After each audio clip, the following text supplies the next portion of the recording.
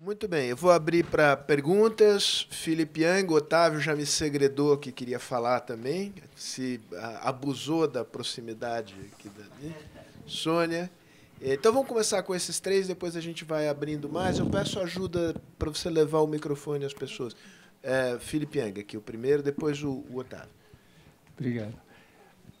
Preocupado aqui com ponto de interrogação, mas vamos lá.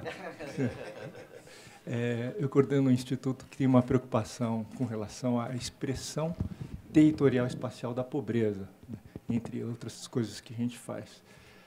Como é que vocês veriam isso no Brasil? Na verdade, a gente vê que políticas como Minha Casa Minha Vida, elas agravam o problema da pobreza, no fundo, além de, ao invés de solucioná-los, né? Enfim, no fundo, você cria um conjunto de externalidades que costuma ser pior do que a externalidade positiva que você gera, né?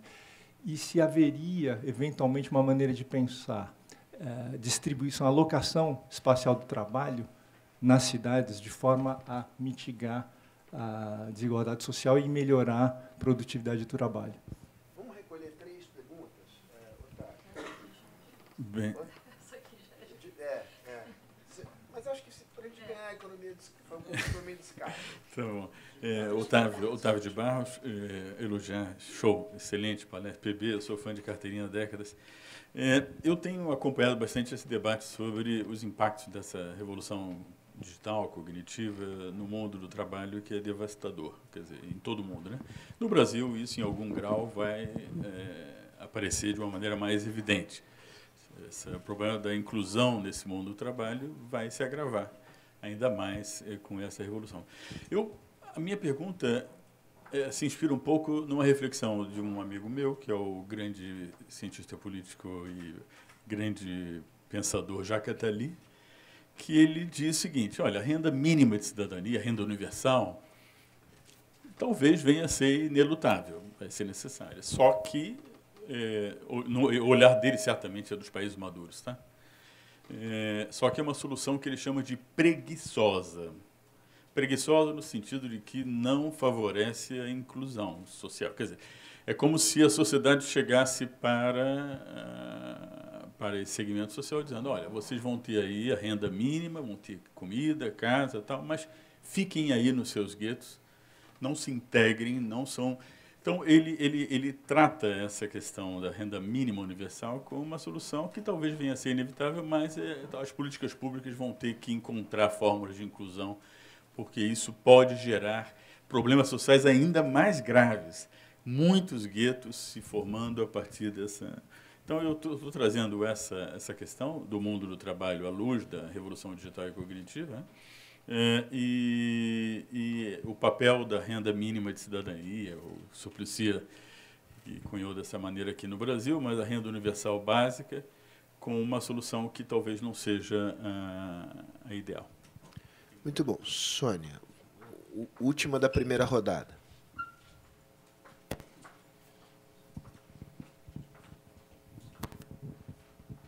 Bom, obrigada aí pela excelente explanação dos dois. Mas eu tenho uma dúvida. Eu também trabalho com uma ONG que a gente trabalha com jovens e mulheres, praticamente, de baixa, muito baixa, uma classe social muito baixa, que trabalha praticamente com artesanato para poder sobreviver e complementar a renda família, né?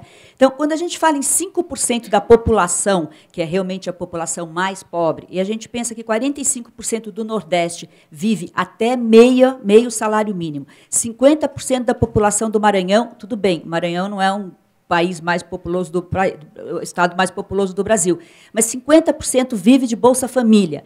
E a gente fala... Tá certo, concordo, a fórmula para ajustar o serviço, saúde, educação, tudo isso, eu acho que, de certa forma, é uma fórmula que as pessoas realmente têm tentado sempre melhorar. Mas, produtividade, da onde? Aonde que essas pessoas, entendeu? Maravilhoso, a gente melhora o estudo, a gente vai, enfim, eles vão crescer de alguma forma, mas cadê alguém pensando o que eles vão fazer, entendeu? De que forma que nós vamos sustentar essa população toda, mesmo melhorando a produtividade deles, se o Brasil não pensa neles ficarem lá, naquela região, entendeu? Como eles podem se desenvolver lá, Entendeu? É só, vamos aumentar, e não pensa, na verdade, se tiver desenvolvido, o que vai acontecer. Entendeu? Então, eu fico meio perdida com essa explicação. Obrigado, Sônia. Vamos retomar aqui a ordem. Marta, depois PB. Vocês também, digamos, todas as perguntas devem ser respondidas, mas vocês podem, digamos, começar por uma, enfim, fazer uma distribuição espontânea entre vocês aqui. Tá bom, obrigada. Eu vou juntar as duas, porque juntando as duas eu consigo responder com mais evidência empírica. Então, assim, primeiro, o problema da distribuição espacial da população pobre, né? De fato, esse é um problema central no Brasil. Os dados os gráficos os mapas que eu mostrei, por exemplo, para a educação, mostram que você tem a divisão da qualidade da educação, ela corresponde à divisão da renda per capita, né? Então, nós temos um problema no Brasil que então, falando mais especificamente do Norte e do Nordeste, que você mencionou, a exceção de algumas áreas muito específicas do Nordeste, o problema do Norte e do Nordeste é menos um problema regional do ponto de vista físico e é mais um problema de concentração de população pobre, né? Do que decorre que toda política que se destine aos mais pobres, ela vai beneficiar mais do que proporcionalmente os territórios onde tem concentração espacial de população pobre.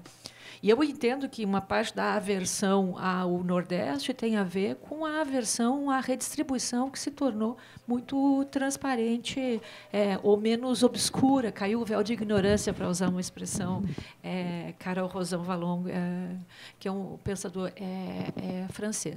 Mas eu estou agora tentando estudar isto melhor, que este é um problema que deve ser pensado em diferentes etapas. Eu vou dar o exemplo do que eu tenho em mente. Tá? Eu estou fazendo um estudo agora com um aluno que tem a ver com os efeitos econômicos e sociais da universalização da energia elétrica e depois os efeitos políticos. Tá?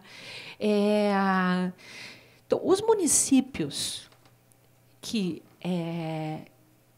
em todos os municípios brasileiros, e isso também vale para o Brasil, a universalização, para qualquer política pública, quer dizer incluir os mais pobres. Era aquilo que o Ricardo estava falando de um outro jeito, né? O que a universalização faz os pobres, sejam os concentrados espacialmente, sejam os segregados nas cidades, eles são os últimos a entrar. Nos municípios no Brasil, no Nordeste, em que a energia elétrica se tornou universal, né, e tinha muitos que partiram de 40% de cobertura, isso provocou nesses municípios aumento da escolaridade, aumento do investimento. Esses municípios tiveram um crescimento econômico. É claro que eletricidade, a correlação não é causalidade. Tinha muita coisa acontecendo ao mesmo tempo. Tinha transferência de renda e tal. Mas o que eu quero dizer é que a eletricidade, e isso é uma coisa que a gente estuda pouco, né, ela tem efeitos em cadeia que estão fora do nosso universo. Eu volto para o problema de questões básicas de infraestrutura que essas regiões mais privadas não têm, né? E que seriam, obviamente, se você quiser que uma região seja mais produtiva, é óbvio que ela tem que ter eletricidade, senão não tem investimento nenhum, né? Então, eu acho que eu queria voltar um comentário sobre a questão da Coreia. Né? A Coreia, o Chile são os nossos exemplos, né? Mas você sempre poderia dizer, os coreanos são asiáticos, eles são diferentes, eles não são iguais a nós. Mas nós temos casos de salto educacional no Brasil.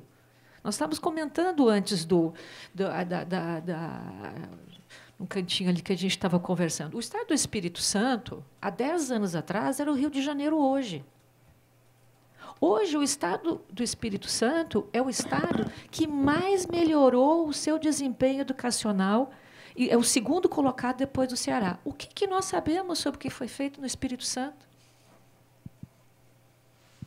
Né? Porque esses dados, essas médias nacionais, elas escondem variações de trajetórias que são muito diferentes. O que nós sabemos sobre isso? Né? E aí, são muito mais parecidos com a gente. Né?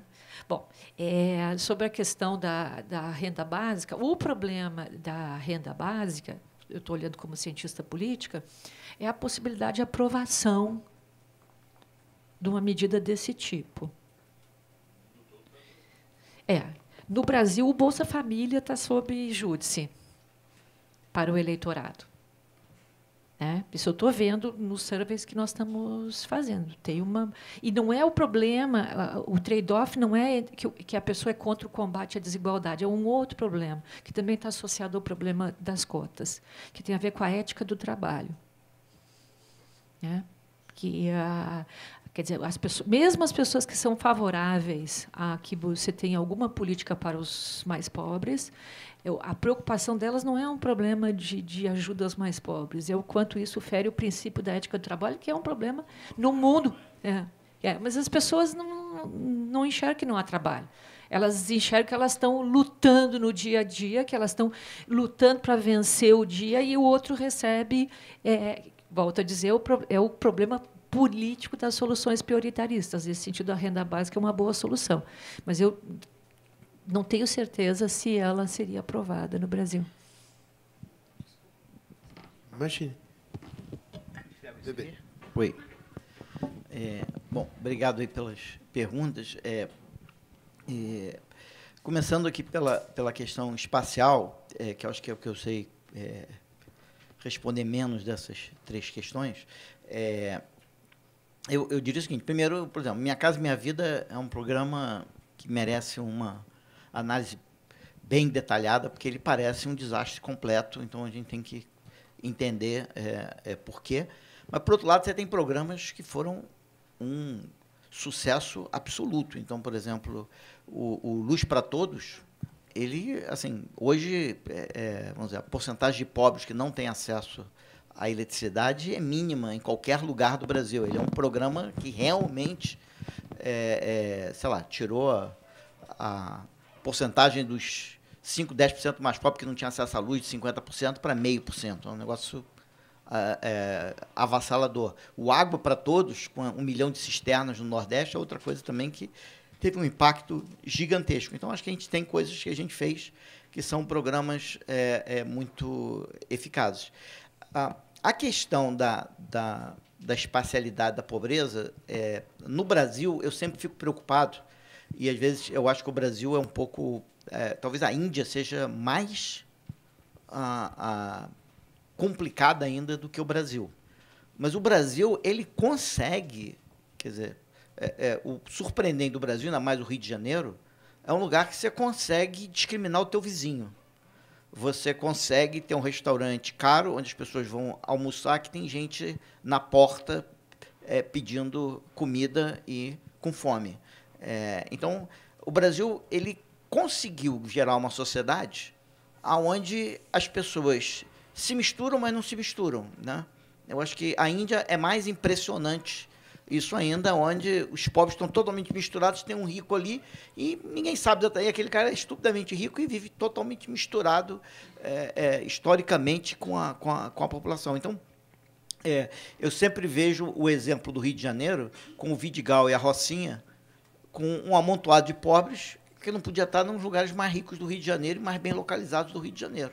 Então, é um pouco impressionante como que, por exemplo, no Vidigal ou na Rocinha, não surgem serviços para a população rica. Quer dizer, ninguém diz, eu vou no restaurante ali no Vidigal, que abriram um restaurante legal, ou o Vidigal vem fazer um restaurante aqui, que provavelmente tem gente empreendedora. Ou seja, são 2 lugares, 2 culturas que não se falam, não se comunicam, vivem uma do lado da outra, e uma, na melhor das hipóteses, serve a outra, ou tem gente que mora na Rocinha que talvez não tenha saído da Rocinha nos últimos 6 meses, fica só circulando ali dentro, né? Então,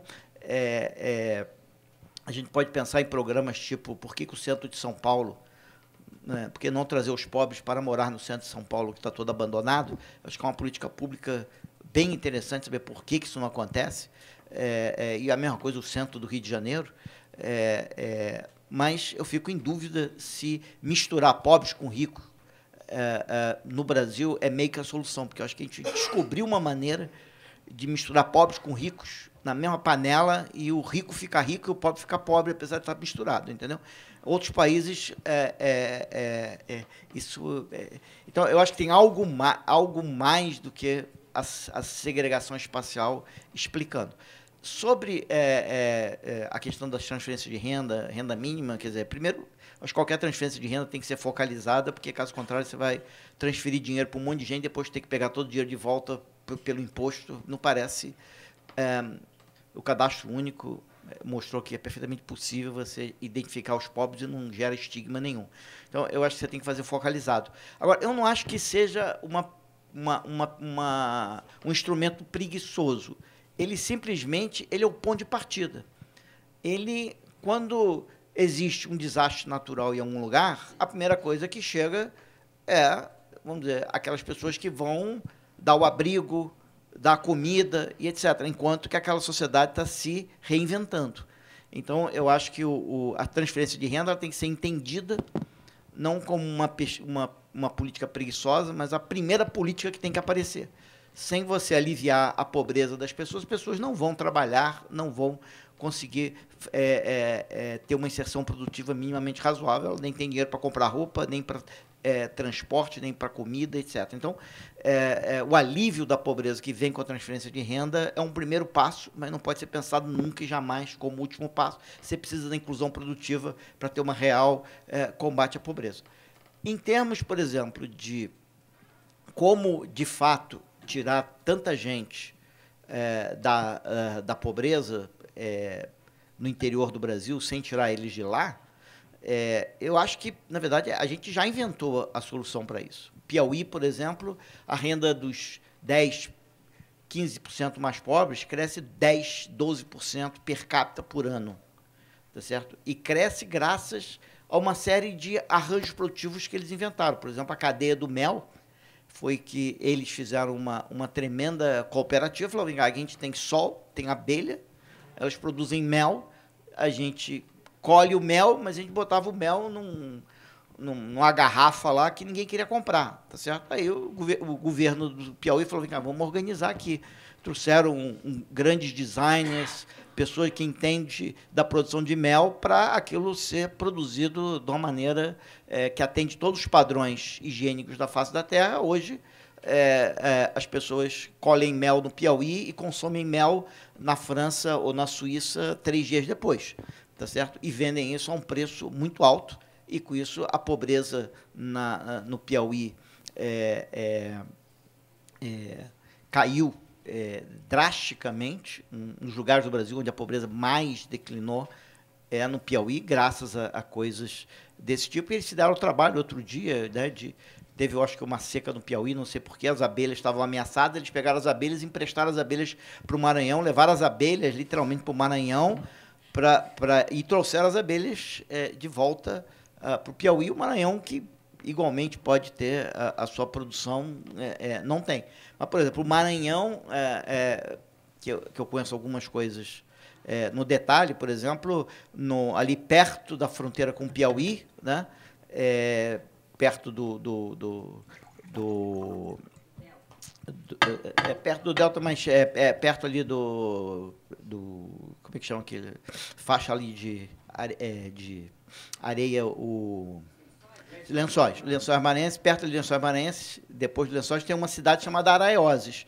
Araioses, que é bem ali no litoral noroeste do Maranhão, é uma cidade que você anda lá, você tem que pular, porque tem caranguejo para todo lado, então você tem que ficar saltando por cima dos caranguejos, tá certo? Eles têm caranguejos fantásticos.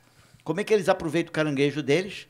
Vem um cara do Ceará, né, atravessa ali aquele pedacinho do Piauí que tem, vem pela praia, de um caminhão que vem quicando, chega lá, pega todos os caranguejos do cara, joga em cima do caminhão, tá certo? Paga quase nada com aqueles caranguejos que o cara cata sem nenhum cuidado, né?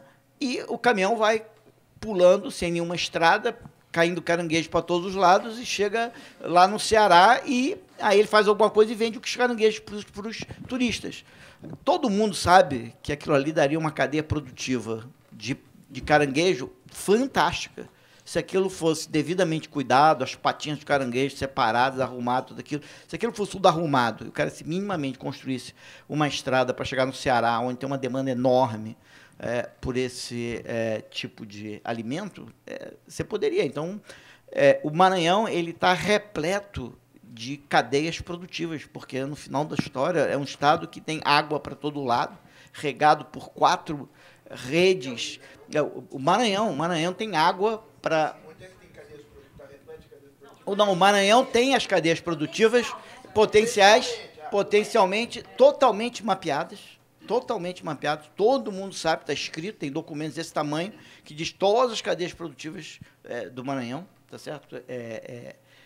De Carolina, lá no Tocantins, no Araguaia, Tocantins, lá até Araioses, você está tudo mapeado, que você tem essas cadeias produtivas. A questão, o que a gente precisa é exatamente de capacidade de implementar essas coisas, e isso vai manter as pessoas nos seus lugares de origem, né? A gente, quando eu estava no governo Dilma, que eu estava no governo federal, existe 600 a 700 mil pessoas no Brasil que vivem naquilo que a gente chama da calha norte, que é 150 quilômetros de distância, até 150 quilômetros de distância da fronteira amazônica. É muito importante você ter população aí, tá certo? Porque, por razões ambientais, por razões de segurança e por razões de controle do território. Se você tem pessoas por aí, você consegue mais facilmente controlar o trânsito de mercadorias ilegais do que se você não tiver ninguém morando lá. Tá certo? Então, o que a gente fez, um estudo mostrou o seguinte: essas 700 mil pessoas que vivem nessa fronteira, que não são indígenas, quer dizer, alguns muito misturados com indígenas, mas são de origem europeia, que ninguém sabe explicar direito como que eles foram parar lá, mas só tem que eles moram lá. E a próxima geração provavelmente vai sair de lá. Tá certo? E você pode, e eles podem prestar um serviço grande, seja um serviço de proteção ambiental. Eles têm um tremendo cuidado com o ambiente, então eles têm a cultura de cuidado com o meio ambiente, então eles podem informar sobre atividades ilegais em termos de destruição. Eles têm uma importância grande de ter uma população de língua portuguesa nessa área, em termos de, se você quiser se preocupar com o território nacional, tá certo? E eles podem fazer uma série de atividades sustentáveis, desde que eles estejam conectados. E, para eles estarem conectados, a gente falou o seguinte: olha, o Exército não tem os pelotões na fronteira, vamos dar para esse povo os mesmos serviços que os pelotões na fronteira têm acesso. E você podia fazer um programa desse tipo e manter essa população lá sem ela deixar de ser pobre. Ou seja, o Brasil ele é muito rico culturalmente, ambientalmente, em termos de recursos naturais, e, portanto, ele não precisa deslocar as suas populações para acabar com a pobreza. Obviamente que você precisa de desenvolvimento local sustentável, né? E aí o comunidade solidária, comunidade ativa, tinha tudo a ver com essa ideia. A gente tem tempo para mais 2 perguntas e uma limitação de horário aqui. Eu vou... Tem 2 pessoas lá no fundo que pediram. Eu peço então que sejam perguntas...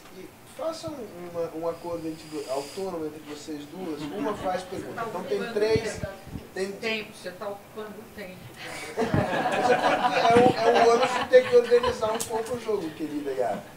Então, por favor, rapidamente, 2 perguntas aqui na frente, uma lá no fundo, a gente volta e encerra. Ok.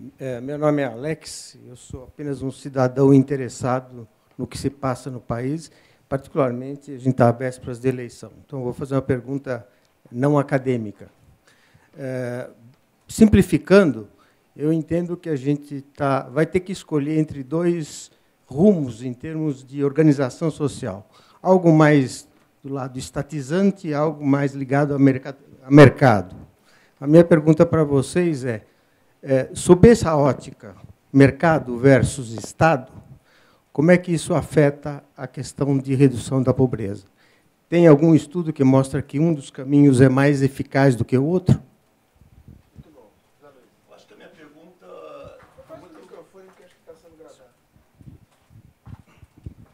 Eu acho que a minha pergunta está até conectada com a pergunta que ele fez, que é em função desse dado muito impressionante que o Ricardo mostrou, da inclusão produtiva.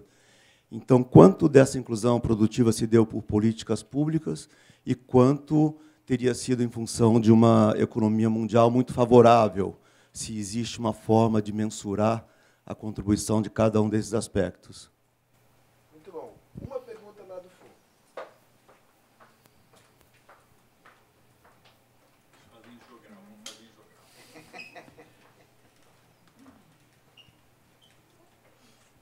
Ela falou que vai depois enviar por e-mail a pergunta dela, então esse foi o acordo. Obrigada pela exposição dos dois. Eu queria fazer, na verdade, 2 perguntas, mas são muito rápidas. A primeira é para o Ricardo. Me espantou muito os dados da produtividade, né? E assim, uma vez que a educação no Brasil ela não reflete no aumento da produtividade, existe outro fator? Ou qual seria o outro fator que deve ter uma estatística muito absurda para fazer com que essa educação não reflita no aumento da produtividade? E aí, depois, desculpa, para a Marta, só uma observação. Quando ela coloca as questões das prioridades, e uma delas sendo repensar a distribuição da atenção à saúde, né? Como é que a gente, sabendo que isso sendo um fator importante de inclusão dessa população mais pobre, a saúde, e tendo em vista todos os desafios que a saúde básica e a saúde universal ainda enfrenta, como racionalizar sem mantendo a qualidade, ou, enfim, não prejudicando a qualidade? Muito bom. Vamos, Marta, você depois o Pedro.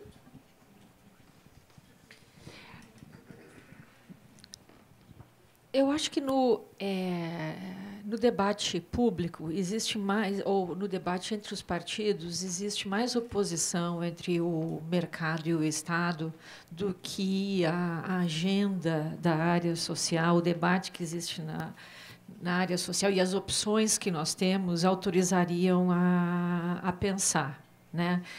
O fato... Tem um dado que é inegável. Nós temos aproximadamente 75% a 80% da população brasileira que não tem como ter acesso a um pacote básico fora do sistema público. Tá? Então, se você tem lá a renda domiciliar per capita do 19º vintil está em torno de, não me lembro mais aqui, mas é 3 mil reais, essas pessoas não têm... Se elas forem comprar os serviços de saúde, os serviços educacionais no mercado, com recursos privados, elas não têm como... isso. Então, no que diz respeito a esse pacote básico, não apenas eu acho que não tem saída fora do sistema público, o que não quer dizer que você não tenha que ter uma série de arranjos, porque também existe um relativo consenso de que o sistema... Você pode ter uma coordenação pública com provisão privada de serviços, é isso que acontece claramente na área da saúde. Mas eu acho que tem um fato que é inegável. Você tem 80% da população que não vai ter acesso a serviços básicos fora do sistema público. E não tem muita saída fora disso. O que acho que nós temos que pensar é o quanto o sistema público pode ser mais eficiente, o quanto você pode renegociar o pacote de serviços, quais são as prioridades, né? O que eu acho é que nós temos nos negado a discutir quais são as prioridades. É como se a gente pudesse pagar tudo, e não dá. Então, tem um problema aqui que mais cedo ou mais tarde nós vamos nos encontrar com ele, e eu acho que vai ser mais cedo do que mais tarde, é de que tem uma agenda de imposição de perdas. E isso o mundo todo está vivendo. Imposição de perdas quer dizer o seguinte, é você reconhecer que não dá para ter tudo, e você fazer escolhas sobre o que é possível pagar, dadas as condições de uma sociedade cuja renda média é 1.200.000. Desculpa, Tadeu, eu acho que vale a pena mencionar, no caso específico da saúde, tem duas palavrinhas na Constituição que criam este problema, que é a ideia do universal e integral. Né?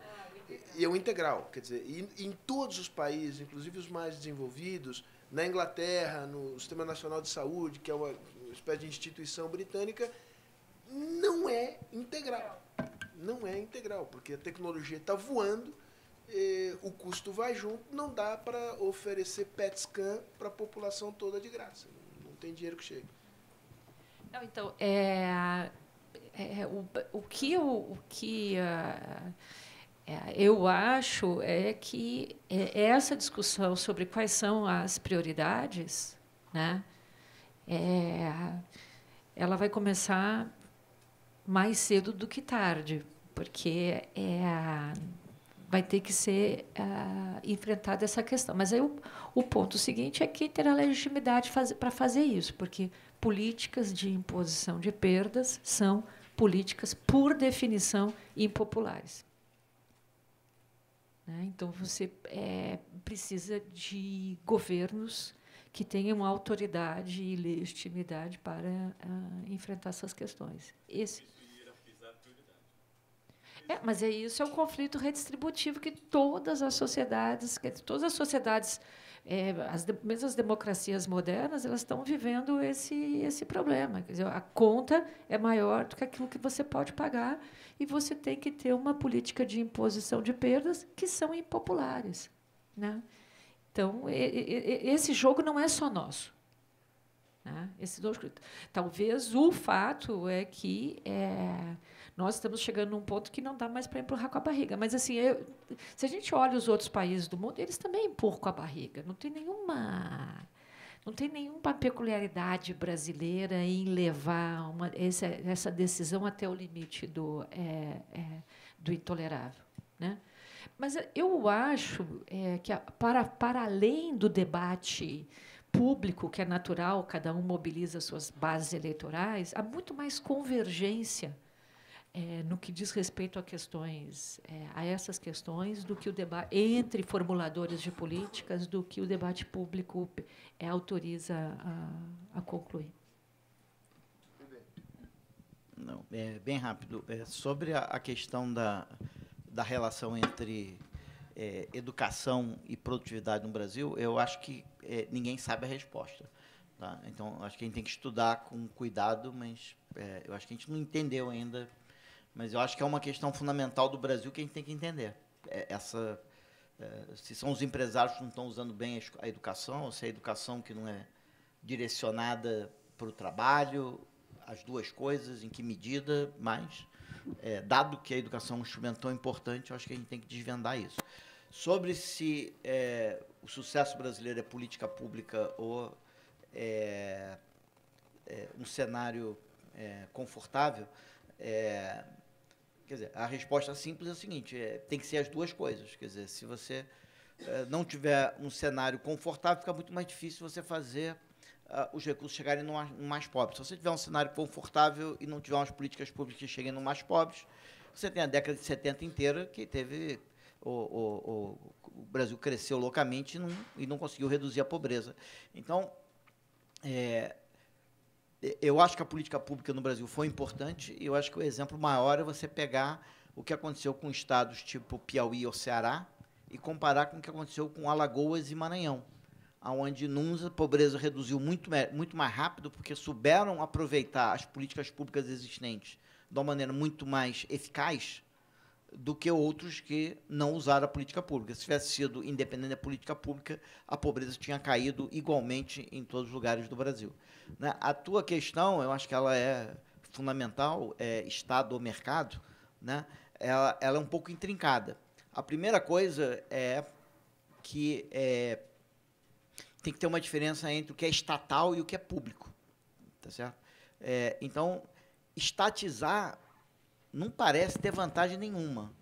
Então, as escolas de São Paulo serem estatais, vis-à-vis elas serem privadas, mas públicas e gratuitas, eu podia ter todas as escolas em São Paulo públicas e gratuitas, não estatais. Ou seja, eu vou lá, boto meu filho estuda, a qualidade é boa, ele não paga nada, e o governo vai lá e paga para aquela instituição prover. O fato da propriedade da escola ser estatal não tem nenhuma utilidade. Por outro lado, a Petrobras, quando o posto de gasolina da Petrobras tem gasolina, se eu chegar lá, eu tenho que pagar pela gasolina. É estatal e não é pública. Tá certo? Eu não chego lá e falo assim, bota gasolina para mim, porque isso aqui é uma empresa pública, eu quero gasolina. Não acontece. Tá certo? Eu tenho que pagar. Então, não tem, é um estatal que tem a ver com o mercado. Não tem ninguém que está mais no mercado de todos os tipos de bens do que a Petrobras. Então, não existe tanto uma discussão entre estatal e mercado. O que existe, que eu acho que é muito importante, é uma noção de quem comanda o desenvolvimento. A questão é, como eu tentei colocar aqui, todas as pessoas querem se desenvolver plenamente, todas as pessoas querem usar aquilo que elas conquistaram, quer dizer, eu quero ser um médico, depois eu quero ter um hospital onde eu vou ser médico, e depois eu quero me apropriar dos benefícios de ter sido um bom médico. Tá certo? Então, isso é o que as Nações Unidas chamam do direito ao desenvolvimento. É você poder desenvolver o teu potencial, você poder empregar aquele teu potencial de uma maneira responsável, sustentável, produtiva, e você poder se apropriar e se beneficiar do que foi gerado pelo que você fez, tá certo? De uma maneira que você possa ter a vida que você escolheu para você mesmo, tá certo? A ideia é que, em algumas sociedades, elas ficam discutindo se esse processo de desenvolvimento tem que ser comandado pelo Estado. Tem que ser... e o que eu acho é que as pessoas adoram, elas querem e elas adoram elas promoverem o desenvolvimento. Então, eu acho que a gente brasileira é capaz de gerar o desenvolvimento. O que o Estado tem que fazer é servir a gente brasileira, de tal maneira que a gente brasileira faz o desenvolvimento. Na hora que o Estado brasileiro fala assim, não, gente, eu comando, vocês seguem, que eu vou promover o desenvolvimento. Me dá aqui o BNDES, me dá isso, eu vou gerar o desenvolvimento desse país e vocês vêm atrás. Essa que eu acho que é a discussão relevante. É se o Estado está na frente, comandando o desenvolvimento, ou se ele está atrás, servindo o desenvolvimento. Eu acho que o Estado bom é aquele que a gente nem sabe que ele existe. Um país ruim é um país onde notícia vem de Brasília ou da Justiça. A notícia tinha que estar vindo das inovações, do IBGE, que mostra que houve melhora de qualidade de vida na população, dos investimentos que estão sendo feitos, dos mercados que nós conquistamos, das descobertas científicas que nós fizemos, ou dos avanços na arte que nós fizemos, ou, quem sabe, em alguma coisa da seleção brasileira. Tá certo? Então, daí deveriam vir as notícias, porque o Estado está aí, na verdade, para apoiar tudo isso. Ele está aí para apoiar, para que as pessoas consigam ser tudo aquilo que elas gostariam de ser. Na hora que a gente diz precisamos de um comandante para comandar essa bagunça, aí eu acho que nós estamos em apoio. Então, nós não queremos um Estado que comanda, nós queremos um Estado que serve. Essa é que eu acho que é a diferença entre... eu acho que a diferença melhor do que mercado e Estado é a diferença entre comandar e servir. Bem, só me resta agradecer. Acho que foi um excelente, enfim, apresentação, não preciso dizer, conversa depois das apresentações. Eu queria só aproveitar esses minutos finais para fazer um comentário que eu acho que remonta a homenageada deste mês de junho que começa, fará 10 anos da morte da Ruth.